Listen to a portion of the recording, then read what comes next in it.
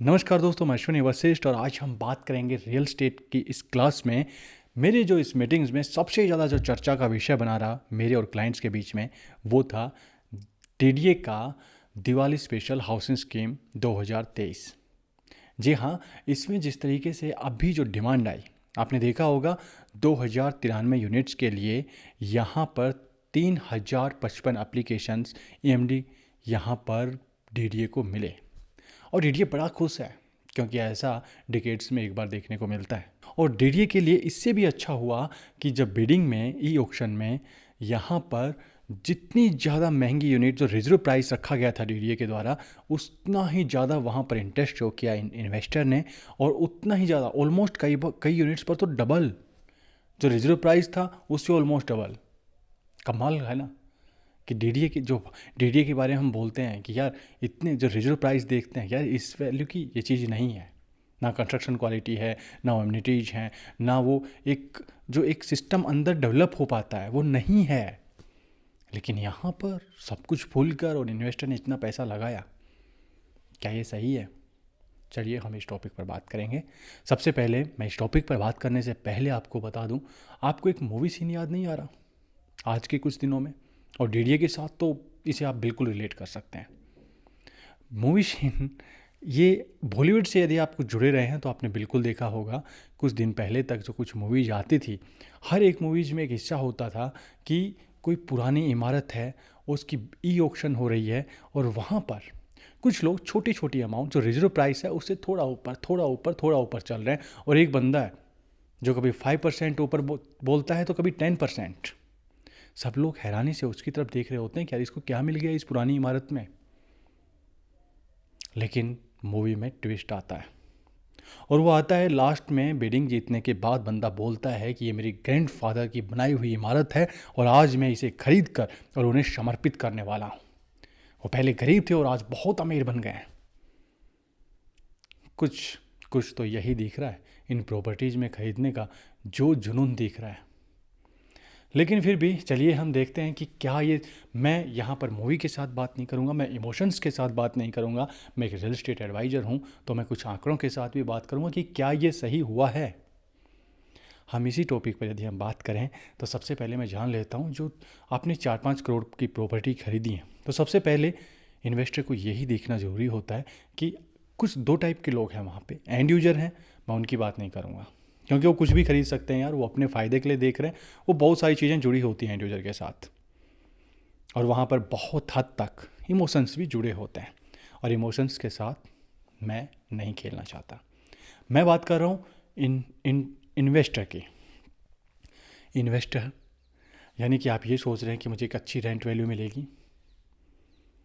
Rent value यदि आप एक अच्छी देख रहे हैं, रेंटल यदि आप एक अच्छा बनाना चाहते हैं, तो सबसे पहले आपको देखना होगा कि यदि आप 5 CR कहीं इन्वेस्ट कर रहे हैं, मैं इसके अगेंस्ट नहीं हूँ डीडीए के, मैं इस टाइप की जो भी आप इन्वेस्ट करते हैं मैं सभी उनकी बात कर रहा हूँ। अब हम 5 करोड़ का एक फ्लैट ले रहे हैं, एक विला ले रहे हैं, जो भी ले रहे हैं, तो सबसे पहले हमें ये देखना होगा कि रेंटल यील्ड बनाने के लिए कि जो हम 5 करोड़ का ले रहे हैं और उसके लिए हमें रेंट कितना चाहिए। आपको 3.5 3% या 3.5% के बीच चाहिए डेली एनसीआर में यदि आप खरीद रहे हैं, क्योंकि बहुत सारी प्रॉपर्टीज़ में इतना मिल रहा है। ठीक है, आप 3% हम कम पकड़ लेते हैं क्योंकि 5 CR की एक 5 CR की जो प्रॉपर्टी है उसमें थोड़ा सा कम भी हो, स्टार्टिंग पॉइंट हो तो भी चलता है। अब वहाँ पर इतना रेंट देने वाला बंदा, जो वहाँ का इकोसिस्टम है, उस सोसाइटी के अंदर जो एमिनिटीज़ हैं, जो जिस तरीके की वहाँ पर सर्विस दी जा रही है मेंटेनेंस डिपार्टमेंट के द्वारा, क्या वो उस तरह की रहने वाली हैं? यदि उस तरह की रहने वाली हैं तभी कोई वहाँ पर बंदा रुकेगा। अदरवाइज़ उसने प्रॉपर्टी खरीदी नहीं है कि वो सोचे यार मैं चल कोई बात नहीं कुछ टाइम तक देख लेता हूँ और मार्केट चल रही है और ऊपर चढ़ रही है। नहीं यार, उसे देखना है, ठीक है यार 2 किलोमीटर दूर चलेगा, 3 किलोमीटर दूर चलेगा, लेकिन मुझे तो वैसी सोसाइटी चाहिए जहाँ मेरे बच्चे फील कर पाएँ कि हाँ हम इतना रेंट पे कर रहे हैं तो उसकी उसके साथ साथ हमें इस टाइप का एक बहुत अच्छी सोसाइटी भी मिल रही है, वहाँ पे बहुत अच्छी सर्विसेज भी हैं। सर्विसेज मीन्स मेंटेनेंस डिपार्टमेंट, और उसके साथ साथ उतना ही अच्छा वहाँ पर डेवलप भी हुआ है, एमिनिटीज भी हैं। और यदि ये देखेंगे तो यहाँ पर कुछ जो आपने निवेश किया है वहाँ पर ये है, तो वो आप देख लें एक बार। मुझे तो नहीं लगता।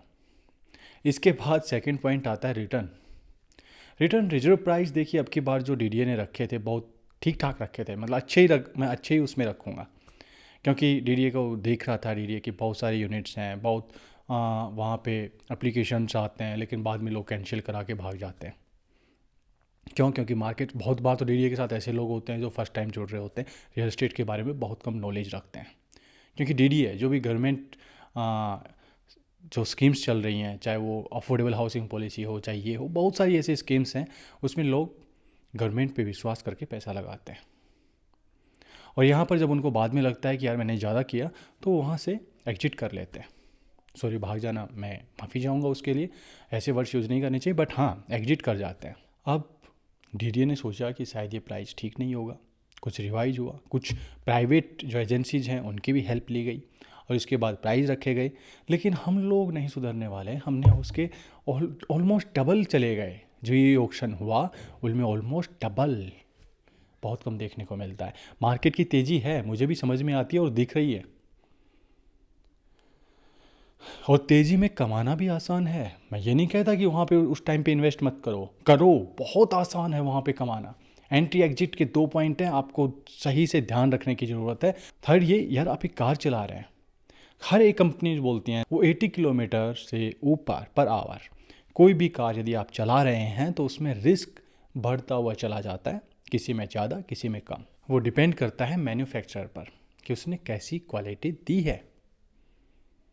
बट आप 80 से ऊपर जाओगे, रिस्क फैक्टर बढ़ता हुआ जाएगा। लेकिन जिस तरीके से स्पीड बढ़ती जाएगी, 120 पे चल रहे हो आप, आपका ध्यान और ज़्यादा ज़रूरी है कि गाड़ी के ऊपर हो, रोड के ऊपर हो, दूसरी गाड़ियों के ऊपर हो। 150 पे ऊपर चलेगी तो इससे भी ज़्यादा ध्यान की ज़रूरत है। आप एक बार भी इधर से उधर नहीं देख सकते, 120 पे फिर भी आप देख सकते हैं। तो सेम यहाँ पर भी इम्प्लीमेंट होता है कि यदि आप बहुत तेज़ स्पीड है, तेज़ी बहुत ज़्यादा है मार्केट के अंदर, तो आपको बहुत ज़्यादा देखने की आवश्यकता है कि मैं निवेश कहाँ कर रहा हूँ। आपको रिटर्न जल्दी मिल जाएगा, लेकिन एग्जिट आपको किस टाइम पे लेना है बहुत ज़रूरी है।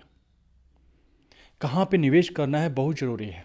यदि आपने, मैं एक और वीडियो में आप शेयर करूंगा इस टॉपिक पर, आज इतना ही, मैं ज़्यादा बड़ा नहीं रखूंगा क्योंकि मैंने पहले ही सोच के चला था, मैं अपने वीडियो ज़्यादा बड़े नहीं रखूंगा। लेकिन आप क्या कहते हैं इस टॉपिक पर? डीडीए से इसने आपको क्या समझ में आता है, क्या हमें सीखने को मिलता है? यदि हम इन्वेस्टर हैं तो ऐसी चीज़ें देखकर तो समझते हैं, और ऐसे ऐसे जो अलग अलग प्रोजेक्ट्स हैं उनको देखकर, और तभी तो हम एक अच्छे इन्वेस्टर बन सकते हैं। वीडियो को शेयर कर देना अपने दोस्तों में, कलीग्स में। ये चैनल बहुत काम आने वाला है यदि आप इन्वेस्टर बनना चाहते हैं या आप इन्वेस्टर हैं। रियल एस्टेट में कहाँ पे इन्वेस्ट करना है, मैं टाइम टू टाइम वहाँ पर आपको शेयर करता रहता हूँ। इससे भी ज़्यादा आपको सीखना है तो मेरी पेड सर्विस है, मेरे कुछ पेड वीडियोज़ रहते हैं अपने क्लाइंट्स के लिए, आप वो भी ले सकते हैं। सो यदि आपने चैनल को अभी तक सब्सक्राइब नहीं किया है तो सब्सक्राइब कर लें, और मिलेंगे नेक्स्ट टाइम फिर इसी टॉपिक को भी कंटिन्यू रखते हुए, और कुछ और भी वीडियोज़ मैं आपको शेयर करूंगा दूसरे प्रोजेक्ट्स को एग्जांपल, लाइव एग्जांपल के साथ। और लास्ट तक जुड़े रहने के लिए आप लोगों का बहुत बहुत शुक्रिया।